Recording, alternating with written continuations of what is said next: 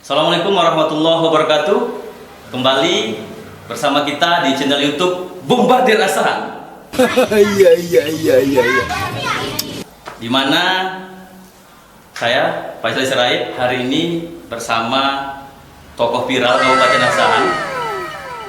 Sebelumnya kita sudah menghadirkan Bang 3 calon wakil Bupati Asahan dan 1 calon Bupati Asahan. Nah, hari ini kita mendatangkan penyelenggaranya, langsung Ketua Komisioner Penyelenggara Umum Kabupaten Asahan, Abang Da Hidayat SP. Selamat datang Bang. Siap, dalam. Sebelumnya perkenalan diri Bang sama kawan-kawan kita di channel YouTube Bombardir Asahan. Silakan. Assalamualaikum warahmatullahi wabarakatuh. Salam Bombardir Asahan.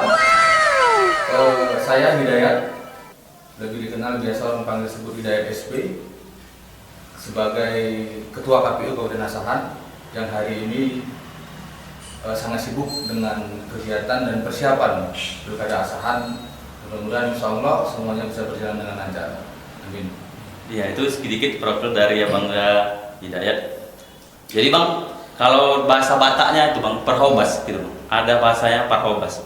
Kita kan ini lagi menyerahkan pesta gitu, pesta demokrasi. Namanya pesta pasti ada tamunya gitu kan, pasti tamu itu adalah raja kan gitu. Tentu Abang sebagai penyelenggara, tentu tamu mengharapkan bagaimana kehadiran di sana disambut baik atau tidak gitu. Kira-kira Bang, gimana persiapan menyambut 9 Desember kali ini? Apakah sudah beres ataukah sudah lancar semuanya, gimana kira-kira? Untuk persiapan Pilkada tanggal 9 Desember 2020, di unsur penyelenggara ad hoc-nya kita ada PPK, ada PPS dan KPPS. Semua penyelenggara ad hoc mulai dari tingkat kecamatan, PPS dan TPS sudah kita bekali, baik itu pembekalan di awal dan juga BIMTEK, khusus bimbingan teknis tentang pemungutan dan perhitungan suara. Itu merupakan bekal yang harus dikuasai oleh seluruh penyelenggara ad hoc untuk menyambut dan melayani seluruh pemilih yang terdaftar dalam daftar pemilih tetap di Kabupaten Asahan. Persiapan selanjutnya adalah persiapan teknis. Teknis itu apa? Teknis itu adalah terkait persiapan logistiknya, persiapan protokol kesehatan. Kita juga sudah bekali seluruh TPS. Hari ini kita sudah distribusikan di 25 kecamatan, dan insya Allah mulai hari ini sampai dengan besok PPK, PPS akan mendistribusikannya ke tingkat TPS. Logistik pilkada ini harus sudah sampai sebelum hari pelaksanaan. Jadi seluruh logistik ini akan disiapkan oleh TPS, kebutuhan-kebutuhannya dan juga kebutuhan APD-nya. Kami juga sudah siapkan seluruh kebutuhan APD di tingkat TPS. Jadi kami berharap masyarakat tidak usah takut, tidak usah khawatir untuk datang ke TPS, karena penerapan protokol kesehatan di tengah pandemi ini, di suasana pilkada kali ini, itu sangat ketat dan sangat total kami lakukan. Salah satunya adalah seluruh petugas KPPS TPS itu menggunakan alat pelindung diri, seperti menggunakan masker, menggunakan facial, ada tempat cuci tangan, dan juga TPS juga kami semprot dengan desinfektan, dan ada juga pengaturan jarak pemilih. Selain jarak pemilih juga ada pengaturan waktu. Kita akan distribusikan, kita sudah distribusikan C pemberitahuan kepada pemilih dengan mengatur waktunya agar tidak terjadi kerumunan atau tidak terjadi penumpukan massa di jam yang sama.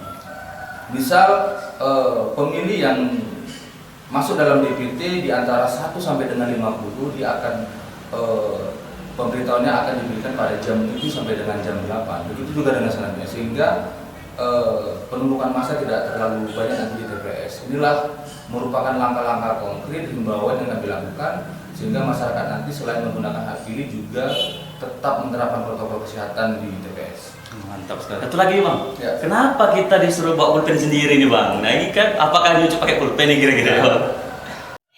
Bang. Pulpen itu ada alat tulis. Kenapa ini dihimbau? Sebenarnya bukan kewajiban, tapi himbauan kepada kami selaku penyelenggara, khususnya di tingkat TPS, karena ini di masa pandemi, kita akan khawatirkan dengan satu alat tulis nanti akan muncul kluster-kluster baru di TPS. Tapi bagi masyarakat yang tidak memiliki alat tulis juga tidak usah khawatir untuk datang. Disediakan itu? Iya, tetap disediakan, tetap ada alat tulis nanti disediakan di TPS yang apa namanya yang dimiliki oleh setiap TPS masing-masing. Oke. Jadi Bang, kita coba ya berikan pertanyaan-pertanyaan ini dari masyarakat. Banyak pertanyaan yang masuk sama kita, tapi kita minal aidin ada 5 pertanyaan untuk Ya. Abang. Jadi, Bang. Pertanyaan pertama gini Bang, kita masuk di era 4.0. Ya. Era 4.0 itu era digital. Ya.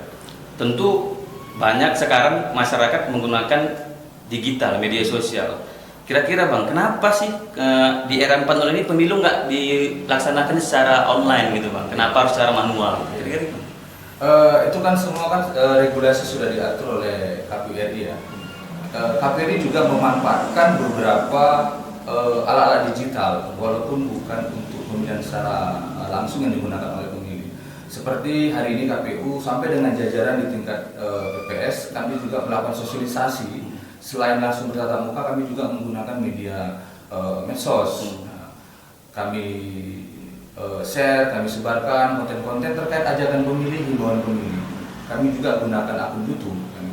Baru selanjutnya, KPU RI juga menggunakan aplikasi-aplikasi seperti dalam bentuk Sirekap. Sirekap ini kan juga online. Ini kan salah satu terobosan yang dilakukan oleh KPU RI. Walaupun tidak 100% seluruh proses secara teknis, seluruh pelaksanaan pilkada ini secara online itu merupakan terobosan yang kami pikir sangat baik untuk persiapan-persiapan di pemilu yang akan datang.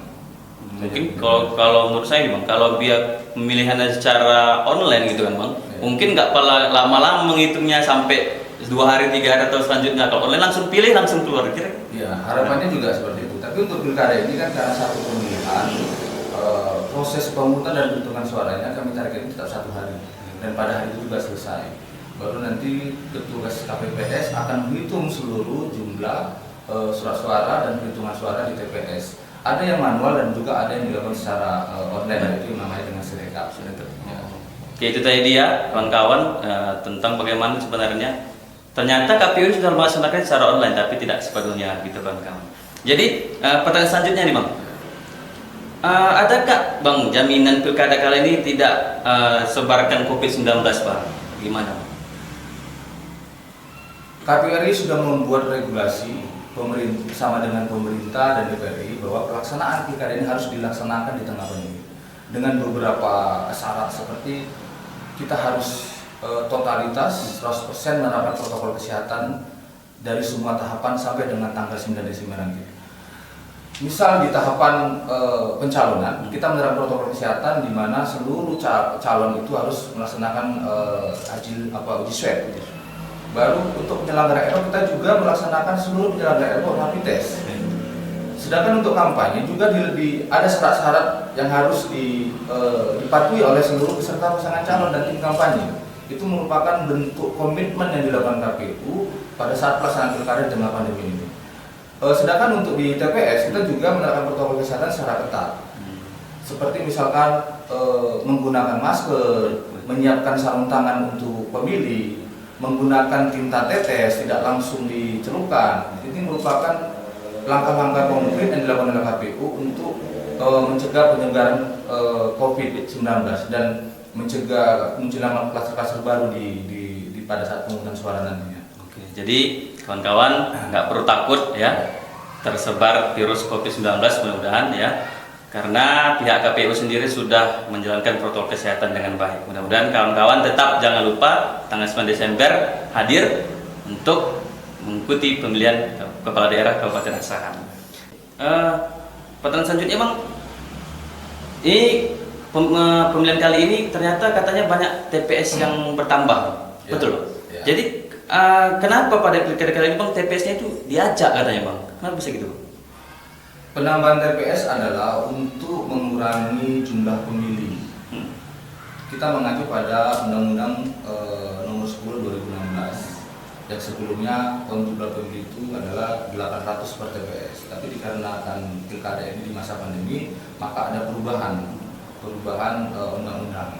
Jadi setiap pemilih itu jumlah per TPS-nya tidak boleh lebih dari 500 pemilih per TPS.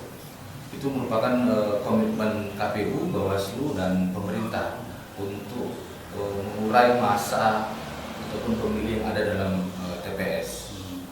Itu merupakan salah satu bentuk wujud nyatanya.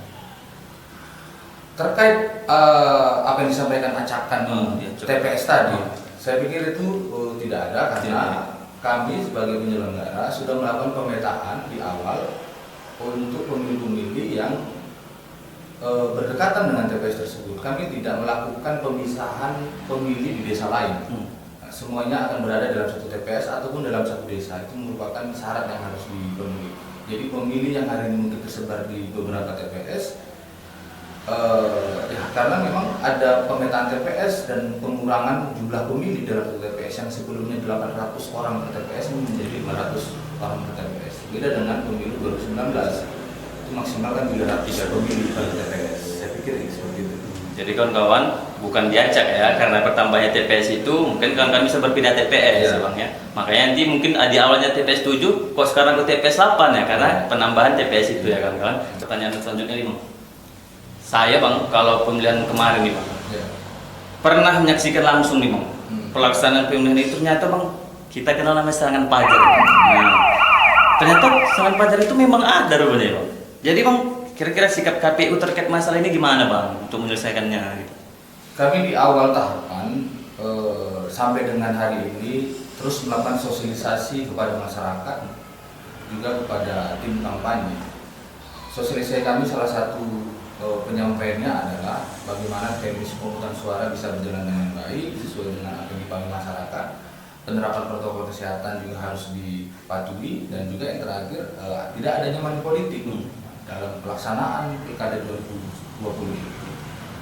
Terkait isu-isu yang beredar di lapangan terkait serangan pajar, itu jadi wewenangnya rekan kita penyelenggara Bawaslu, karena kita sebagai penyelenggara teknis sudah menyampaikan dan menghimbau kepada seluruh masyarakat bahwa suara masyarakat itu sangat berharga untuk menentukan ASN 5 tahun ke depan, tanpa harus ada diambil-ambil dengan unsur money politik di dalamnya.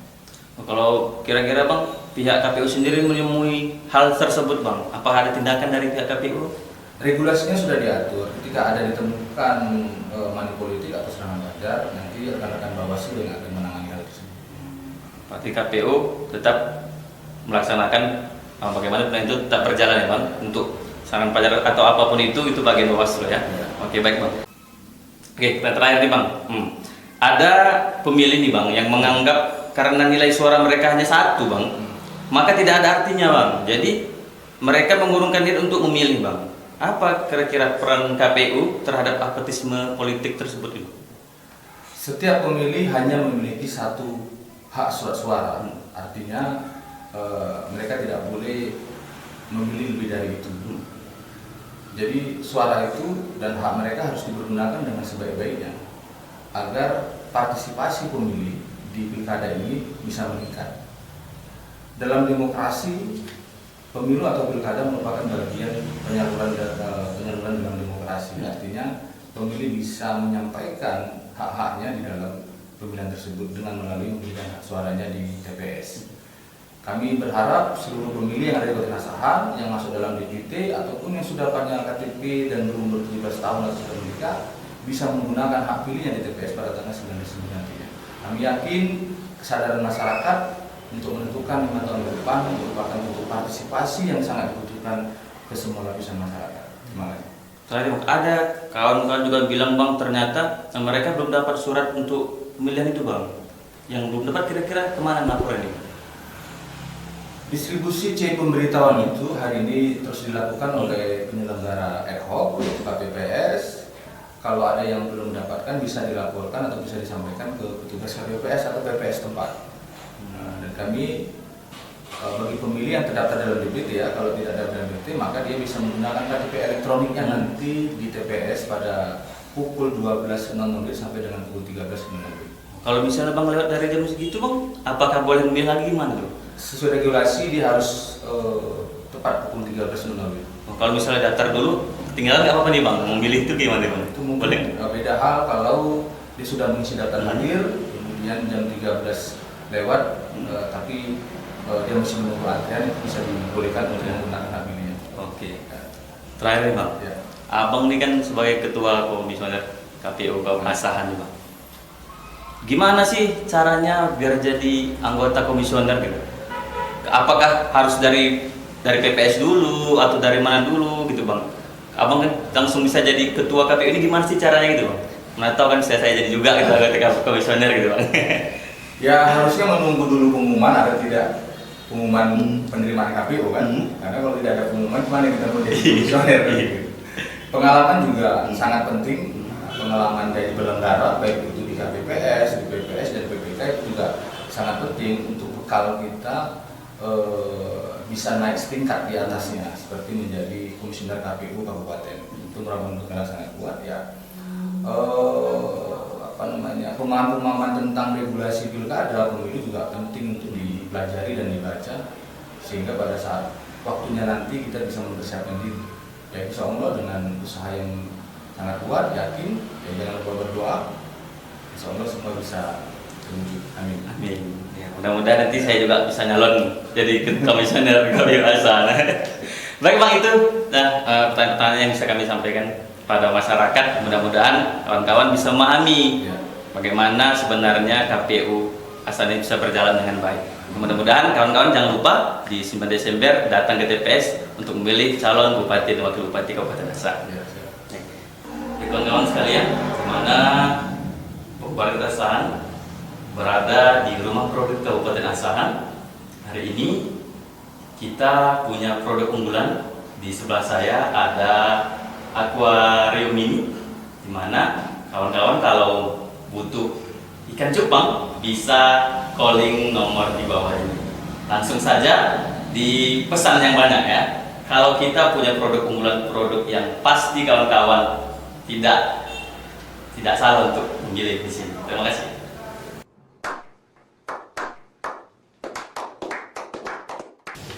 Kepada masyarakat Asahan, jangan lupa like, comment, dan subscribe channel YouTube Bombardir Asahan. Yes!